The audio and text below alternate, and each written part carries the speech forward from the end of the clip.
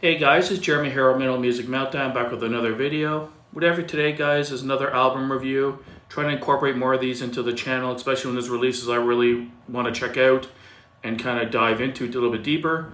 And on Friday just passed, the 8th, Sylosis put out their new record entitled The Sign of Things to Come. Fucking love Sylosis, one of my new bands from the newer era. They were formed in, let me see here, 2000. I know they're past the millennium. Really killer band. They kind of blend, fuse a lot of different sounds together. They're kind of a blend of thrash, mellow death, some progressive elements in there as well, some metalcore. But yeah, really killer band, really good riffs, great vocals, great songwriting, just all around, just a killer band. Every release they put out so far, I've loved every single one. So this is definitely one of my top anticipated albums of the year, probably top 3 for sure. So again, this is their 6th studio album entitled A Sign of Things to Come, 10 tracks in total, 43 minutes in length, and really solid album. I really enjoyed it. On this album, I found they leaned more towards mellow death and more groove kind of metal. They changed their sound a little bit on this one. They're getting away from more of the thrash elements, which for me is kind of a negative because I'm a thrash head by far. Thrash has always been my favorite metal, so them using less and less thrash elements is kind of a bad thing for me. But overall, it doesn't really take away from their sound. I still really like this album. It's really solid. Definitely a contender for the year-end list. And let's jump right in. So the opening track, number 1, Deadwood. Really killer track, banger right off the top. Super crunchy riff, super heavy, fast pace, really captures your attention, and it really blends all those elements together. There is some thrash elements on this song, a lot of groove, really catchy groove riffs, great vocals on this one. His harsh vocals on this might be the best they've ever sounded, and I really enjoyed this opening track, one of my favorites for sure. The title track, A Sign of Things to Come. Well, let me start off by saying I liked every track on this album. I don't think there's any bad tracks per se, but there's a handful that were less memorable in my opinion and kind of similar. And the second song, A Sign of Things to Come, was one of those songs for me. It was a little bit more mid-paced. It did have a really kind of groovy, more groove to it again, like more of a groove metal sound in the riff, and still really catchy and heavy, but nothing that really stood out to me in the song, but it was just a good song. And number 3 was the same kind of situation, Parias it's called. Another song that's like more mid-paced, a little bit slower in parts. It's got some chunky riffs. The vocals on this album were definitely in the forefront in the mix. I noticed that as well. That was kind of the main focus. But again, Parias has some good catchy riffs, more groove laden like I said, but definitely one of the songs that wasn't quite as memorable to me. And then number 4, Poison of the Lost. This was a great song, definitely more on the older sound where it had more thrash influence, had a lot of really cool, really killer thrashy riffs in the beginning of the song. Really cool solo midway through, and then it really went to this really killer groove riff about 2/3 of the way through the song. Super catchy and heavy, just that kind of banging riff you can't help but move your head to. Definitely a standout track on the album. And then Descent. Another mid-paced song, a little bit slower. Vocals are in the forefront again. Really killer solo on this one halfway through.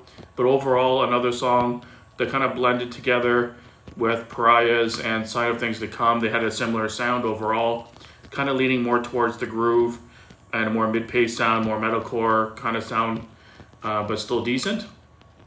And the song Absent was a really cool track. They really dialed it down, stripped it down, a very somber, atmospheric song, really soft vocals.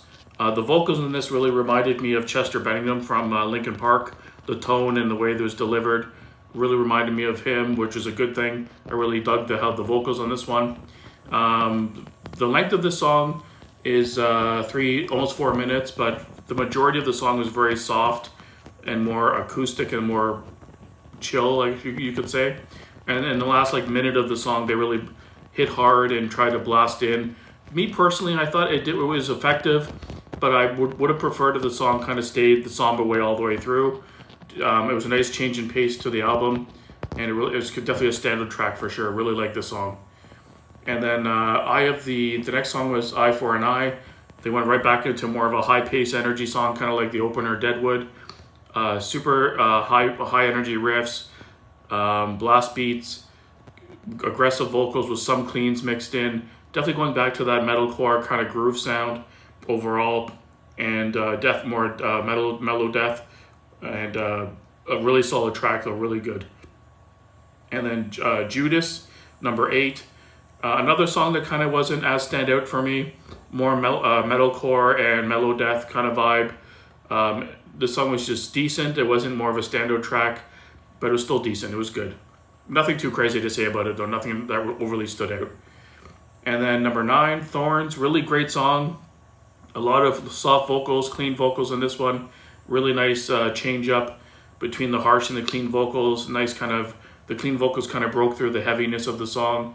Really gave it a nice touch.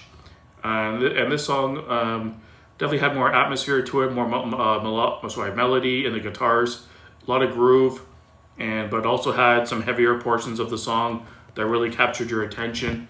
Really dug this song, definitely one of my favorites. And number 10, A Godless Throne. Really good song. Very atmospheric, more cinematic, perfect way to end the album. It kind of drifts off into the cinematic kind of synth sound at the end, which is really cool. It had some acoustic parts in there as well. Some nice clean vocals mixed into this song as well. And yeah, perfect way to end the album overall. Really like the song. Again, really good riffs on this one as well. Killer, beautiful solo in the song as well. About 2/3 of the way through, really caught my attention. And then a really nice heavy groovy part kind of right after the solo that was really cool. And yeah, just overall, really good song. So standard tracks for me overall would be Deadwood, the number 1 track, great banger to open the album. Poison for the Lost was definitely more on the thrashy side, more high energy. I really enjoyed that one. Absent was a really nice soft song, really hit nice. It's nice change of pace. And then Thorns, number 9, and A Godless Thorn were the other 2 tracks that kind of stood out. And for the songs that were kind of not bad, but didn't quite stick out as much, the title track, Pariahs, Descent, and Judas was the other one that kind of didn't overly stick out. But overall, really solid album. I wasn't disappointed in any way. Really killer stuff. Actually, easily a front runner for the year-end list. I think once I listen to this more, it's going to grow on me even more, and I think I'll like it even more. And but right now, it's definitely a contender for the year-end best of. And yeah, killer album. If I had to give it a rating, I'd probably give it an 8 out of 10. Really solid stuff. Wasn't disappointed. Let me know down below, guys, what you thought of the album. If you're new to the channel, welcome. Give the video a thumbs up if you enjoyed it. And please let me know your thoughts of the album in the comments.